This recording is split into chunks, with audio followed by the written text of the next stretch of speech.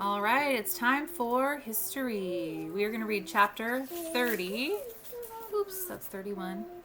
It is called India Under the Mughals, the Mughal Dynasty. So here's the map that starts off the chapter. Let's see, it says Ottoman Empire is up here, the Indus River, Delhi, Agra, Ganges River, Bay of Bengal. When Prince Henry the Navigator first began to send expeditions down the coast of Africa, he hoped that they would find a way across Africa to India. Many Europeans didn't know any more about India than they did about Africa. They simply thought of India as a distant place where valuable spices could be bought. But India, like Africa, had a long and complicated history of its own. When we first began to read about the Middle Ages, we learned that India was made up of many different small kingdoms until a king named Chandra Gupta set out to bring these small kingdoms together into one empire. Chandra Gupta's descendants, the kings of the Gupta dynasty of India, ruled over a strong, united India. For many years, this unified India lived in peace and comfort.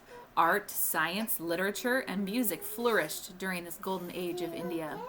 But then the Huns, who had already attacked Rome and Byzantium, invaded India. The Indian emperors fought them off, but the effort weakened the Indian empire so much that it crumbled apart again. For hundreds of years after the Hun invasion, India was made up of many small, separate kingdoms that fought constant wars with each other. One of the largest Indian kingdoms, the land surrounding the city of Delhi, was conquered by a Muslim warrior who made himself its sultan. Other Indian kingdoms were still ruled by Indian noblemen, but their constant battles with each other made India poorer and poorer. And the country also suffered from floods, from famines that wiped out crops, and from diseases that killed thousands. India needed a strong leader to make it peaceful and prosperous once more. Finally, this leader appeared, but he wasn't from India. He was an Ottoman Turk. Do you remember how the Ottoman Turks conquered Constantinople? Their greatest emperor was Suleiman the Magnificent. But now the Ottoman Empire, once the largest in the world, had started to divide into small, quarreling kingdoms. One of these small kingdoms, on the edge of the once great empire, was inherited by a Muslim prince named Babur. Babur was a fierce warrior, a descendant of Genghis Khan himself. His enemies called him Babur the Tiger because of his courage. But Babur was driven out of his kingdom by a rival ruler. He wandered through the east looking for a new home. When Babur heard that the Sultan of Delhi was having trouble controlling his Indian kingdom, Babur decided to invade India and take Delhi for himself. The Sultan raised a huge army of 100,000 men and 1,000 war elephants to fight back. But although Babur had only 12,000 men, he mounted them on quick, strong horses. The elephants ridden by the Sultan's men were huge, but they were also slow and ponderous. Babur's men could dart around these elephants and attack them from behind, and Babur armed his soldiers with muskets, while the Sultan's army had only spears, swords, and bows. Babur conquered the Indian city of Delhi and named himself its emperor. Then he turned his attention to other Indian kingdoms around him. These kingdoms were still under Hindu rule, but Babur defeated them one by one. These Hindu kingdoms were frightened of Babur's rule. After all, when the Sultan of Delhi had taken over his Indian kingdom, he had killed many of his Hindu subjects.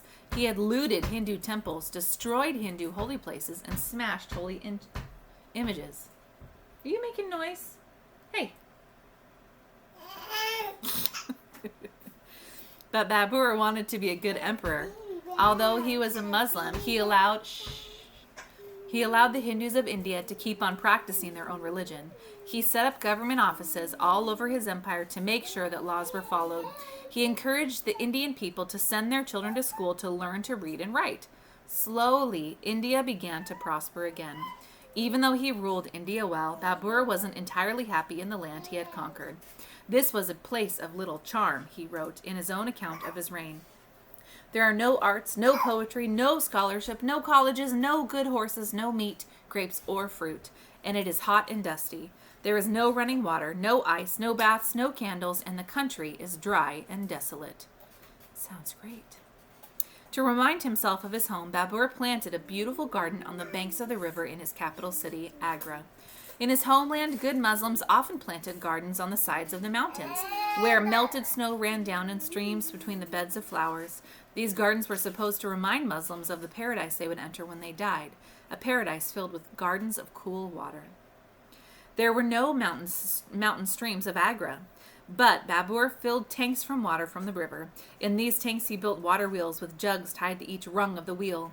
Buffalo pulled the wheels around and around. As they turned, the jug scooped up water and poured it down a carved stone, where it cascaded into streams that ran through Babur's garden. Next to the streams, the homesick emperor planted beds of beautiful flowers. He planted cypress trees, which stay green all year to represent eternal life. He planted fruit trees which bloom, bear fruit, and then shed their leaves to represent life on earth. And he put marble benches in his garden so that he could sit under the trees and pretend that he was back in his homeland again. He called his garden the Garden of Scattered Flowers, but his people called it Rambha. Today you can still see the remains of the Garden of Rambha in the city of Agra in India. Babur only ruled his Indian empire for 4 years before he died, but his descendants ruled India for many years. They became known as the Mughal dynasty. The name Mughal comes from Mongol because Babur was descended from Genghis Khan, the great Mongol. Akbar of India. After Babur the Tiger died, he left his oldest son, Humayun, in charge of his empire. But not long after Humayun came to the throne, he was driven out of India by invaders. He spent the next 15 years trying to get the throne of India back. Finally, Humayun was able to return to his palace in Delhi, but he had lost much of his father's empire. Just 1 year after Humayun returned to India, he slipped on the steps of his library, hit his head, and died. His 13-year-old son, Akbar, was crowned emperor in his place. Akbar was young, but he was determined to restore the glory of his grandfather's empire. He launched a furious campaign to reconquer the lands that Humayun had lost. And after he got those lands back under control, he added even more cities to his empire. By the time he died, after a reign of 49 years, Akbar ruled an empire that covered half of India. So he took what little his father did and did way more, as a 13-year-old starting out that young. Like his grandfather Babur, Akbar was a fair and just ruler. Although he himself was a Muslim, Akbar believed that he would need to be popular with his Hindu subjects if he wanted to stay on the throne. So he married a Hindu princess and allowed Hindu worship to continue in his country. Akbar became so famous that his people told story after story about him. Most of these stories are probably folk tales that didn't really happen, but they show how well liked and respected Akbar was. In these stories, Akbar always makes decisions with the help of his state minister, a Hindu named Birbal. Sometimes Birbal corrects the king, but because he is a fair man, willing to do what is right, Akbar always listens. Here is one of those stories from the time of the Mughal dynasty, the bad luck servant. The bad luck servant. In the days when Akbar ruled in his palace at Agra, there was a servant named Gulshan, whom everyone thought to be bad luck. Whenever the eggs were rotten, the cook would yell, "Gulshan, you're bad luck. The eggs turned because of you." If the bread burned in the oven, the baker would bellow, "Gulshan must have been here. He's bad luck." And if it rained on a feast day, the whole palace would blame poor Gulshan. When the emperor Akbar heard about this, he said, "This poor man cannot be the cause of all the bad luck in my palace. Let him be my servant for the day. And when all goes well, my household will see that he doesn't bring bad luck at all." Seems like a nice king. So he sent his minister Birbal to tell Gulshan that he would bring the emperor his breakfast the following morning. Gulshan was terrified at the thought of serving the great Akbar himself. But when he got up in the morning, he washed his hands, combed his hair, put on a clean tunic, and carried the emperor's breakfast into the royal bedchamber. Akbar thanked him, and Gulshan bowed and withdrew. "There," Akbar thought to himself, "nothing bad has happened." He began to eat his breakfast, but soon discovered a hair in his bread. "Bad luck," he said out loud. But surely that could occur on any morning. He pulled the hair out of his bread and went on eating. But soon his leg began to itch. He peered down and saw that he had been bitten by a sand fly. He slapped the fly and said, "Bad luck. I've been bitten by flies before. Akbar began to dress. While he was putting on his crown, his captain of the guard rushed in and said, "Your Majesty, the peasants in the north are rioting. They demand lower taxes and better food." "Ride north and settle the riot," Akbar ordered. But the captain of the guard had scarcely left when Akbar's steward knocked anxiously on the door.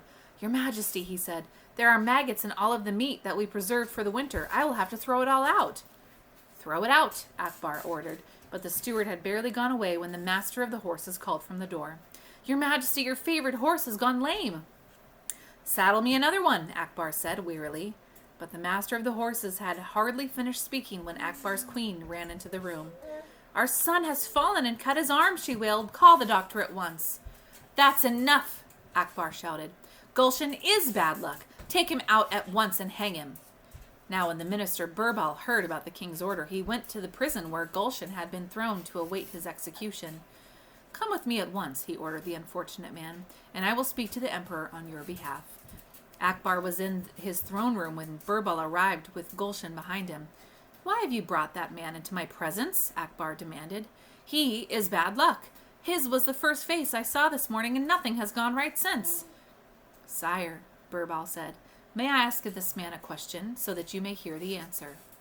"What question?" Akbar asked. Birbal turned to Gulshan. "When you got up this morning, you were a free man, weren't you?" he asked. "Yes," moaned the unfortunate man. "And now I have been sentenced to hang." "What bad luck!" Birbal exclaimed. "And whose face did you first see this morning?" The face of the emperor," Gulshan whispered. Birbal turned to Akbar. "You saw this man's face this morning and had bad luck," he said. "But you are still alive and master of your country. He saw your face and now he is sentenced to death. Whose face brought worse luck, his or yours?" Akbar was silent for a moment and then began to laugh. "Birbal, my old friend," he said, "you have kept me from an unjust act. Gulshan, you may go free, but please, can you find another house in which to serve?" At least he was not killed for being alive. I don't know, bringing bad luck, whatever that means. Good thing Bilbar was there to save him, right? Yep. Yeah. Saved by Bilbar. Thank you, Bilbar. Gulshan is alive. Bye. Well, not anymore. Bye. Bye. Thanks for listening to History.